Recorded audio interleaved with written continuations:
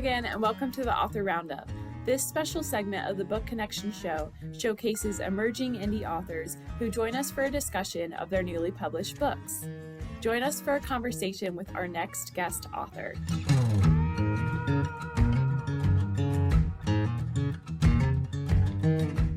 Hello there, welcome to Author Roundup. My name is Emma, and I will be your host for today's episode. Today, we're joined by Colonel Cohn, USAF retired, whose lifelong passion for flight began on a small country farm in Covington, New York. From naval aviator to combat pilot in Korea and Vietnam, he dedicated his life to the skies and later continued flying through instruction and medical missions. His story is one of determination, service, and an unshakable love for aviation. Welcome to the show, Colonel Cohn. How are you today? Thanks for being here. I'm just fine. Thank you. That's Yeah. a nice introduction. Oh, thank you. So can you tell us about your book? Your book is called A Burning Desire to Fly. Can you tell us a Yes, little bit about it? it's an autobiography of me, starting out with my birth in a little country house without any electricity, heating, or anything. Mm-hmm. And we started out by my son asking me to write some things for the kids because 100 years ago is so much different than today, Yeah. and his people are in Houston, and they're all modern, and they don't. And he'd heard me talk about uh, being in an old farmhouse and having to chop wood before I went to school and all that Mm-hmm. sort of thing. So that's how it got started. I started writing little clips to him, Mm-hmm. and after about 20 clips, I said, "Gee, I might as well start writing a book." And Mm-hmm. and several people over my lifetime have said you ought to write a book. Apparently, I'm not a great storyteller, but apparently I interested them enough in the wanting to know what I did in some of my excursions. But Yeah. so so that's how it all got started. Okay. And how did you decide where to begin and what moments to include in your story?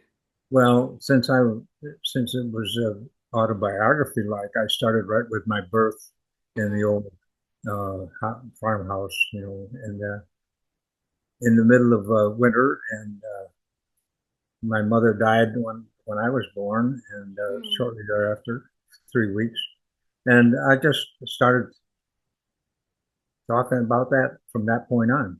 Mm-hmm. You know, And so what was the biggest challenge in turning your personal experiences into a book, if anything?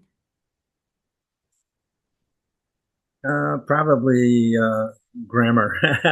Oh, really? Yeah, I'm not. My youngest daughter is a school teacher, and she's a bug for grammar and stuff. So she kept me somewhat online. But the biggest challenge was trying to remember uh, things in a positive way, not a negative.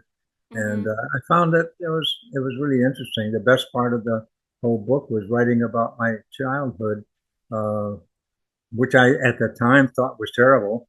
But Mm-hmm. in reminiscing, it really was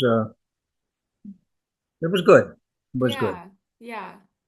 And the old schoolhouse, we had a one room schoolhouse for all 8 grades, and Mm-hmm. maximum roll of 27 kids. And uh, my we lived 2 miles from the schoolhouse, and sometimes in the wintertime we got to go to the school in the horse and sleigh, and Mm-hmm. you know it, that's a different story than what people have today. Yeah, yeah, for sure. Yeah, I think people want that sort of feeling when they read a book too, and to, kind of reminisce on other people's lives about how simple it was back then and how um, attainable they wish it could be like that now. Yeah. Yeah, yeah.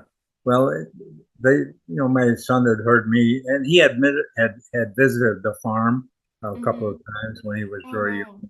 So he remembered some of that sort of stuff, and he kind of wanted to have it brought back to him in writing and for his kids.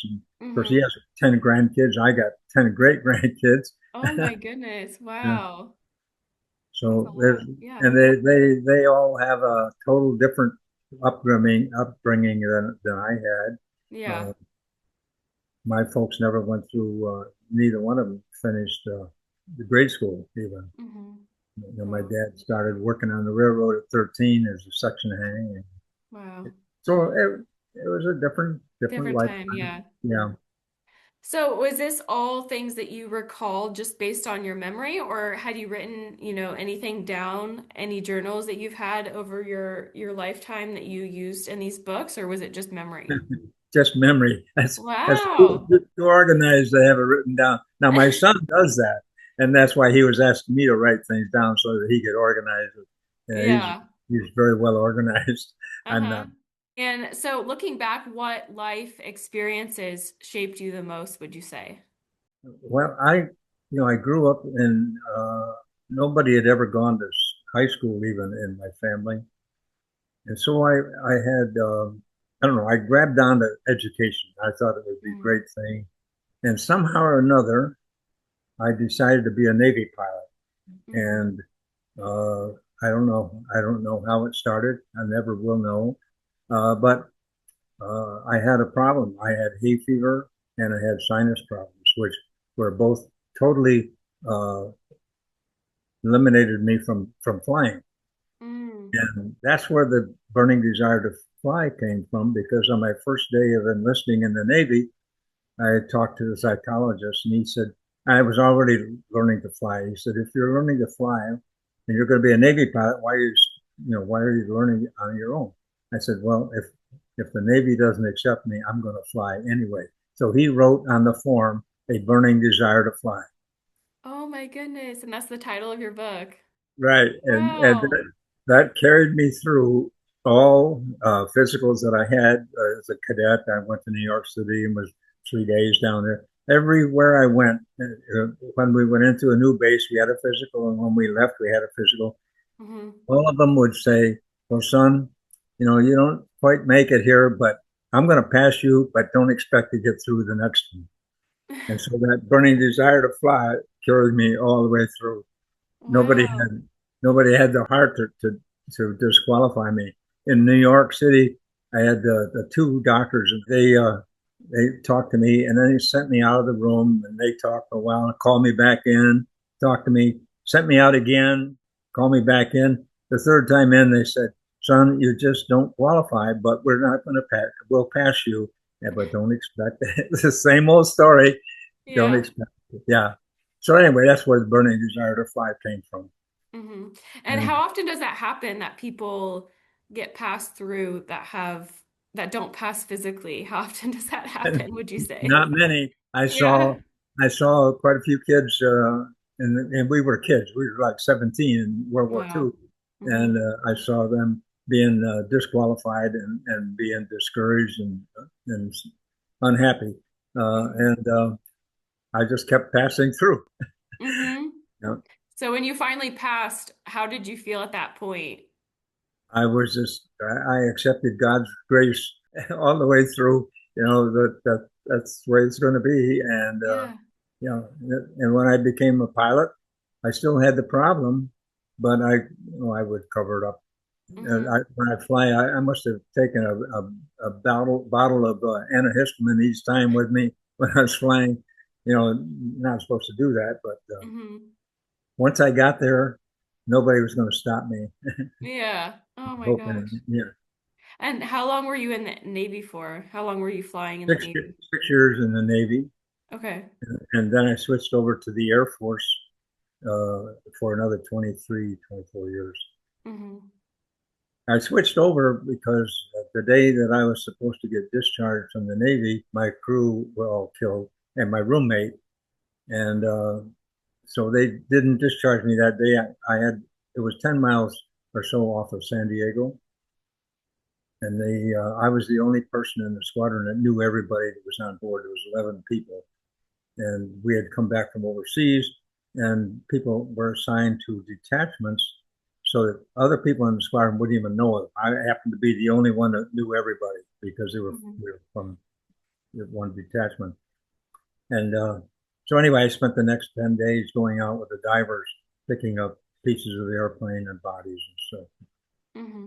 And I did the initial identification on the ship, and they would make the final one once they were on shore. So how did writing about your past help you see it differently, if anything? Well, I've had a good life. That's one thing that I found that I tried never to complain when I was going through it. I'm still going through it, I guess. Hmm. But I've had a good life. I've been really blessed all the way through. Got I got things that I shouldn't have gotten, and that what can I say? I'm just very, very pleased with what my life has been like. Hmm. And so another month from today or so, I'll be 100, and Oh, wow. yeah, so I'm still kicking. That's amazing. Yeah. Were there any events that changed the course of your life in unexpected ways that you talk about in the book at all? Well, when uh, when my crew was killed and my roommate, I took my roommate's body home Mm. in Milwaukee. He was actually we were going to leave on a 30-day leave that night, Oh and I my was going to goodness. drop him off in Milwaukee on my way to Buffalo. And as it turned out, I took him home, and Mm. I met his girl that he was going to marry, and we locked eyes and never unlocked. And Oh my goodness. so Wow. we were married 9 months later, I think, and our son was named for him. Oh So my gosh. That's so beautiful. I started Marquette University in Milwaukee, and the advisor, even though he was a Navy officer, wouldn't give me Saturdays off. The university required a physics lab on Saturday. So I Hmm. couldn't fly down to Glenview, so I switched over to the Air Force. And Hmm. that's how I got into the Air Force. Okay. I flew with the Air National Guard as a Navy pilot for quite some time. Of course, I didn't get paid, but I didn't care. I was flying. You know, Yeah. I just love to be in the air. I still Yeah. fly, and I flew last time I flew was a week ago, and it was Oh, a wow. nice day, and I just looked down on the earth and thought, man, I am so lucky. Oh. And so where did this burning desire to fly come from?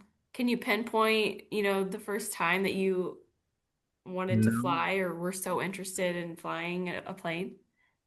no, that's when I decided I wanted to be a Navy pilot. And as I say, nobody knows how that started because Mm. nobody in my family had done anything like that before. They Yeah. hadn't gone on to higher Yeah. education.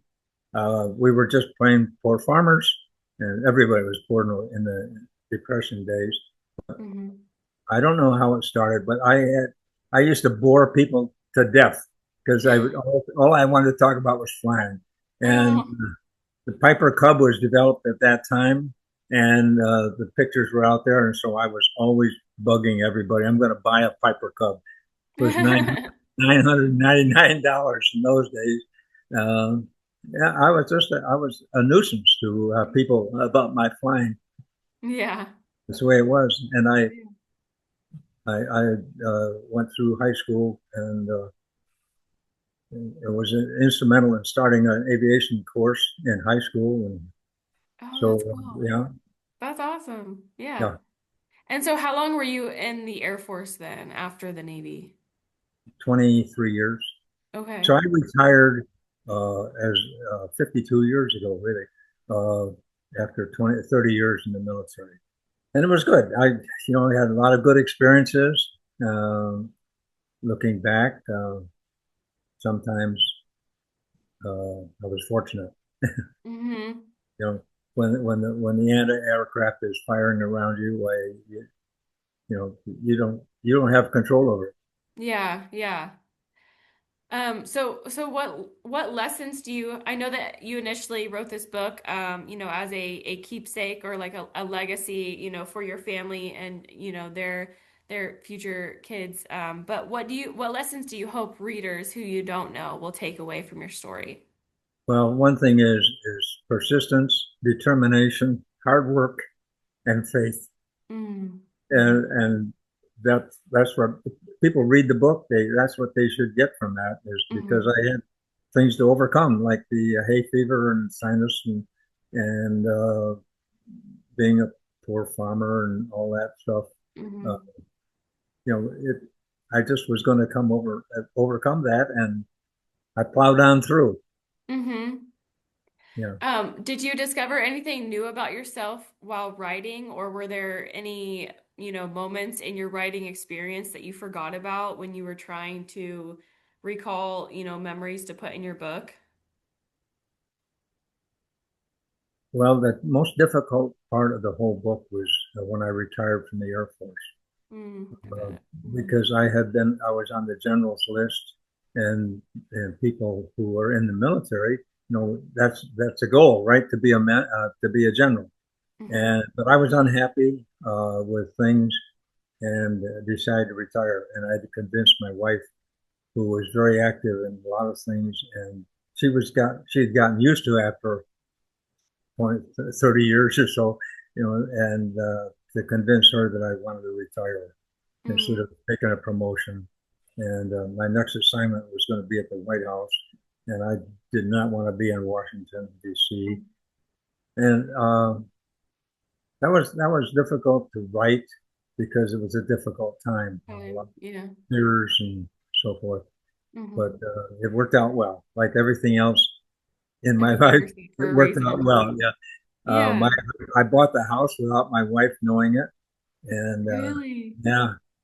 And so when we arrived here in Detroit area on Halloween, it was at night, of course, so I drove by the house, and she didn't really get to see it very much. But the next day, the real estate person took us through, and everything. I had a list of 24 items that the house had to have for me to buy it. At that Really? this house, which we're still in, I am still in, uh, had every one of those items, and only thing was way, way over my pocketbook limits. But I offered 30,000 less than what they were listing it for. I asked the real estate lady if she was embarrassed to make that offer, and she said, make the offer and be positive. Mm-hmm. The next day she called me. I was at work, and she said, "You got the house." So Oh, it's like wow. that, yeah. And Yeah. just a couple of weeks before my wife passed, she said, "I Oh. really like this house." So it Mm-hmm. was good. It was another good thing that happened to me. I Yeah. don't have any complaints about anything that ever happened to me. Oh, that's such a good perspective to have. So a lot of your book is professional based things, but how much personal, things are included in your book as well? Well, much of the book, at least the first half of it, is explains some of the close calls I had, like an engine exploding on takeoff and uh, getting lost in a typhoon and everything, all the communications knocked out. So we had no communication. We couldn't navigate, and we were going 1,500 miles from Saipan to Manila. And we just droned on, not knowing where we were going or how. And it turned out that after 12 hours, uh, the bow turret person said, lights 30 degrees starboard, and there was Manila. And, we went through two typhoons, which they hadn't told us it was going to be there. Oh, wow. And so it was another miraculous kind of saving. So Mm-hmm. anyway, that, and then I had people used to say I had a black cloud over me, and I'd say Mm-hmm. no, I've really got an angel because I had. It just so happens I had a lot of mechanical failures, engine failures, Oh, and more wow. than most people. And as someone has said, how come? Why would anybody fly with you? So that was the first half of the book. The last half was on retirement and the things I did as executive in AAA, and um, I just flew a lot. And Mm-hmm. I retired from there and I was a consultant for another 10 years, and I retired from there. And a good friend of mine, we kind of joined together and bought airplanes to provide to the school. But we Oh. also we'd start out in the morning and just fly until dark. Mm-hmm. And wherever we were, that's where we ended up. And so Oh, we went. wow. One day I said, we ought to go to Alaska, and he snapped that up, and we went to Alaska and had 10 days of traveling around Alaska Oh doing my doing the gosh. same thing, except it didn't get dark. Uh-huh. Oh, wow. In July, it's 24 hours of daylight. So Mm-hmm. So we start flying, flying. Guy, it's not going to get dark. We better land somewhere. I'm getting tired. Yeah, Yeah. Have you always had this sort of like spontaneous, adventurous side of you? It's always just more, if you set your mind to something, you really just want to do it. yeah. Take advantage of things sometimes, which I had a bad habit of not asking my wife when we were first married, and I volunteered for underground flying in Greece, and I didn't tell her about that. Oh, We'd been married a short time. I was still a single person, I didn't. yeah, in your mind, yeah, you didn't think Yeah, to ask her. it wasn't very good thinking on my part, Uh-oh. but we recovered from Covered, yeah, yeah. that. Spontaneous once in a while gets got me in trouble. Yeah. So if your younger self could read this book, what do you think he would say or think? That anything is possible. Anything is possible with determination and persistence Hmm. and dedication. Anything is possible. Hmm. And I think people might get that from the book because I think I tried to say that in the book. Uh, Hmm. show periods of time when it was pure determination.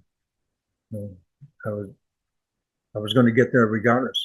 Hmm. Yeah, Yeah. yeah. And so when did you start writing your book, and how long did it take to finish your book? I think I spent about 4 years writing it Okay. because I wasn't very good at scheduling myself. I'd write and then I'd work and do things and then I'd decide to get back to the book again. But Hmm. yeah, about 4 years of writing, Okay. and and now I wish I'd added some other things. I could have written a lot more. Oh yeah. But that I think that's a key to good writing is to have an outline and a deadline for things along the way, Hmm. and Yeah, give sure. yourself time to think of all the things that you want to include in the book. Hmm.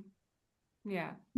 Probably people who write fiction maybe have a little easier time of doing that, but if you're living it, once you've passed that, you can't relive it. That's all. Yeah. Yeah.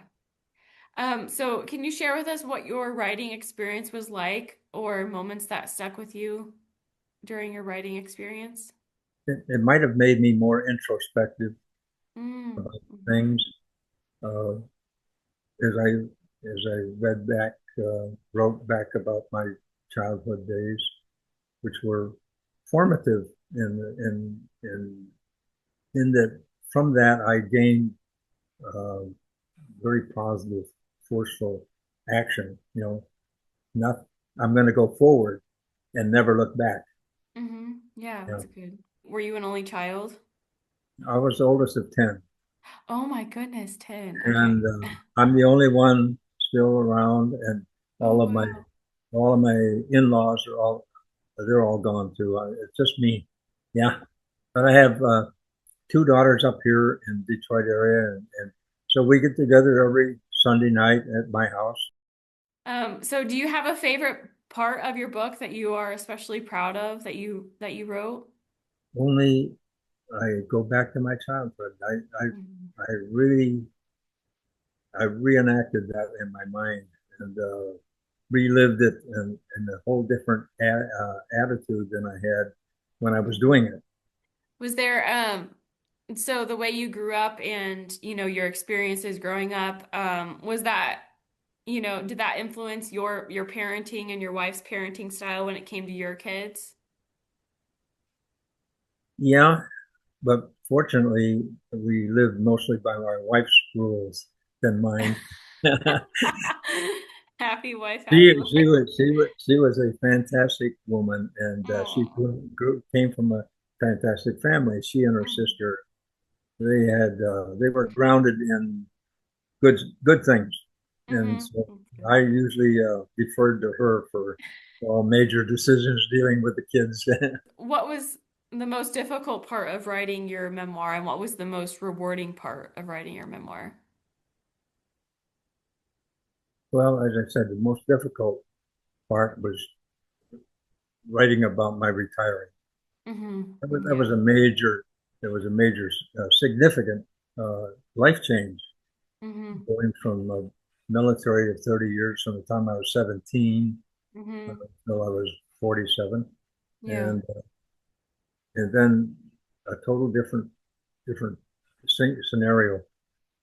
But I found that when I went to work as an executive with AAA, it was basically the same thing I'd been doing in the Air Force, except I got double pay. Mm-hmm. Yeah, double pay was kind of nice. Mm-hmm. Yeah, I bet. But that was it was kind of difficult in trying to change my thinking of military to civilian. Mm-hmm. Yeah. Not a big deal, but Yeah. 'Cause It's there is it's a change. everything that you knew since you were Yeah, young. So right. yeah. Yeah, and it was I kind of think back to the time people knew that I was coming in as a colonel, and so they were expecting me to be rough and gruff and bossy, you know. They found out that I wasn't that way at all. Yeah. So I have good friends. I have uh, most of them who haven't passed away. Very cool. So what's been the nicest feedback you received about your book so far? Well, I think friends of mine, and they don't want to insult me or make me feel bad. They tell me how great it is, and Mm-hmm. everybody, people who were not friends of mine, they've all been very positive about the book. Mm-hmm. And I have two speaking engagements coming up from people who had heard about my book and myself, and Mm-hmm. Oh, uh, cool. yeah, That's and exciting. I had a book signing about let's see, a month ago, I guess it was, and it was like Hollywood. They Really? the people who put it on had done such a tremendous job that they spent 2 months uh, fixing, putting it together. I Mm-hmm. had no idea what it was going to be like, but it was fantastic. Oh, cool. 40 books were sold on that signing of a fairly small group of people. Most everybody Mm-hmm. bought one or two. Yeah, Okay. and I'm not a salesperson, so they didn't buy it from me. But so I've met some people who I didn't know before from the book, and Mm-hmm. we've become friends, short-term friends anyway. And so what has your son thought of and your daughters, what do they think of the book? You know, your son is the one that kind of inspired you to write this book. What does he think Well, about it? as I finished the point where I didn't want to write anymore, I had each of them write their opinion of their life, and they each made a segment. So Oh, nice. so they each own a part of that book. Oh, Uh, that's cute. That's you nice. know, they had different movements. Like my daughter, one of them, she went to what 4 different high schools Hmm. before she graduated, and we moved around a lot. So they were, and that was one of the reasons that I got out. Was the youngest daughter? I wanted her to go all the way through one school system, which she Hmm. did. Yeah. Oh, nice. But they had a part of the book, and Oh, I cool. gave them no direction or anything. Just write what they wanted to, and Yeah. there's a very nice touch to the end of the book, I think. Oh, Yeah. yeah. That's nice. And so what do your friends think about your book and your, the title and the flying aspect of it? They all seem to be pretty positive about it. Hmm. So the main thing is that they've even my family, my kids, they found out things about me they had no idea. Like I my bet. four Yeah. kids, yeah, Yeah. so, yeah. I've been very pleased with the reaction of people. In fact, I'm overwhelmed. Yeah. I think sometimes they're just feeding it to me to make me feel good. Oh no, no. I mean, it's a huge accomplishment to write a book and to recall a lot of, memories in your life too. I feel like that's 99 years of it, yeah. yeah, yeah. What was it like publishing your book, and how did you feel when you received it for the first time in the mail? It was kind of interesting to see a book that you wrote, and I really hadn't read it in a book form. I had a manuscript in Word and that sort of thing. Uh, Hmm. I was a little critical of what I wrote sometimes, and that I could have done a better job of explaining whatever I was talking about, Hmm. being shot at or having airplane burst around you, that sort of thing. Hmm. I didn't think that I talked about that very much, but apparently I did because that's why they say you ought to write a book. Oh, yeah. Yeah, yeah. Well, what advice would you give to someone who's thinking about writing their own story or their own life story? Well, first of all, I think is to set a deadline, get a calendar out, and set checkpoints along the way, and then uh, get a good, solid, what do I want to say, outline of what you're going to write about. Because Hmm. I started writing, I didn't have any end except I knew I was going to end up somewhere along the line. I was going Yeah. to end up somewhere, that's all. And that was not a very good way to write a book. I think getting a strong outline and a calendar, you know, Hmm. deadlines. Yeah. Yeah. That's really good advice for sure. I didn't, I didn't, I didn't have any, and that's why it took me 4 years. I didn't really like 4 years of writing. It was just by my sloppiness, and it took that long. All right. Well, I think that's all the time we have for today. Is there anything else that you want to share with us today, Colonel? No, I appreciate very much this opportunity and Yeah. enjoy talking to you. Thank you very much. Yeah, me too. Appreciate it. Yeah, thank you so much for being here and for, being a part of this interview. We wish you the best of luck with your book, and I know that your family will appreciate, having this legacy of your book that will live on, forever. And it's a huge accomplishment that you did that, so you should feel Well, very proud of your book. thank you very much. You're Thank you. welcome. Appreciate it. If you're listening out there, you can head to xlibris.com and purchase the book through the online bookstore. You can also purchase through Amazon and Barnes& and Noble. And I just want to say thank you for watching or listening, and I'll see you soon.